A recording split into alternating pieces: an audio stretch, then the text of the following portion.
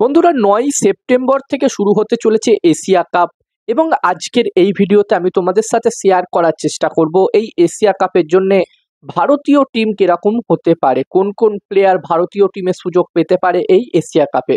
যেখানে বন্ধুরা নতুন নিয়ম অনুযায়ী ১৫ জন প্লেয়ারের বদলে এখানে ১৭ জন প্লেয়ারকে সিলেক্ট করতে পারবে প্রতিটি টিম।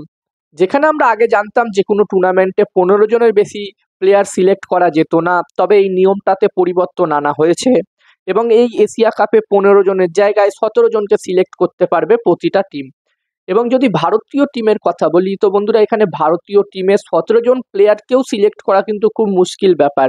টি-20 ক্রিকেটে ভারতের কাছে খুবই ভালো ভালো ক্রিকেটার আছে। আর বন্ধুরা আমার যতদূর মনে হচ্ছে এই এশিয়া কাপে ভারতের হয়ে ক্যাপ্টেন্সি করবে সূর্যা কুমার যাদব। যদিও এই মুহূর্তে সূর্যা কুমার যাদবের চোট আছে, তবে এশিয়া কাপ শুরু হবার আগে সে পুরোপুরিভাবে ফিট হয়ে যাবে এবং ভারতের হয়ে সে ক্যাপ্টেন্সি করবে সূর্যা কুমার যাদব। এবং ভাইস ক্যাপ্টেন হতে পারে হার্দিক পান্ডিয়া। এই দুজনকে ছাড়াও ভারতীয় দলে উইকেট কিপার ব্যাটসম্যান হিসাবে সঞ্জু স্যামসং থাকবে, এছাড়াও অভিষেক শর্মাও থাকবে, তিলক বর্মার মতো প্লেয়ার থাকবে এবং বন্ধুরা এই ৫ জনকে ছাড়া অক্ষর প্যাটেলের মতো অলরাউন্ডার থাকবে। এবং ৭ নম্বর যে প্লেয়ারটির নাম আমি বলছি সেই প্লেয়ারটি সিলেক্ট নাও হতে পারে, 50-50 চান্স আছে। যেখানে আমার মনে হচ্ছে রিঙ্কু সিংকে ভারতীয় দলে সুযোগ দেওয়া হতে পারে, আবার নাও হতে পারে। এবং বন্ধুরা আমার যতদূর মনে হচ্ছে শ্রেয়াস আইয়ারকেও সুযোগ দেওয়া হতে পারে এই এশিয়া কাপে। এই বছরের আইপিএলে আমরা দেখেছিলাম শ্রেয়াস আইয়ার দুর্দান্ত পারফরমেন্স করেছিল, তো এখানে শ্রেয়াস আইয়ারকে ভারতীয় দলে সুযোগ দেওয়া হতে পারে।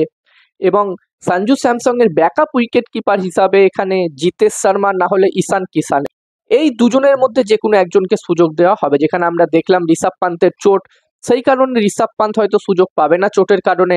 জিতেশ শর্মা বা ঈশান কিষান এই দুজনের মধ্যে যে কোনো একজন সুযোগ পেতে পারে। এবং বন্ধুরা এরপরে বোলিং এর যদি আমি কথা বলি, ভারতীয় টিম এখানে ২ জন স্পিন বোলারকে নিতে পারে। যতদূর আমার মনে হচ্ছে ভারতীয় টিম এখানে বরুণ চক্রবর্তী এবং কুলদীপ যাদব এই দুজনকে নেবে এবং অক্ষর প্যাটেল তো আছেই। আর বন্ধুরা এরপরে ফাস্ট বোলিং এর যদি কথা বলি তো এখানে আশদীপ সিং তো অবশ্যই থাকবে, তার সাথে প্রসিদ্ধ কৃষ্ণা থাকতে পারে। যদিও বন্ধুরা এখানে জাসপ্রীত বুমরা এশিয়া কাপে সিলেক্ট হবে কিনা সেটা নিয়ে সন্দেহ আছে।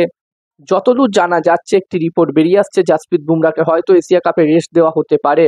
তো এখানে জাসপ্রীত বুমরাকে সুযোগ যদি না দেওয়া হয় তাহলে তার ব্যাকআপ হিসাবে হর্ষিত রানা না হলে মোহাম্মদ সিরাজ, এই দুজনের মধ্যে যে কোনো একজনকে নেওয়া হবে।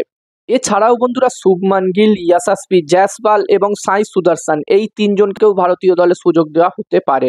তো আমার মতে এটাই হতে চলেছে ভারতীয় দলের ১৭ জনের স্কোয়াড এই এশিয়া কাপের জন্য।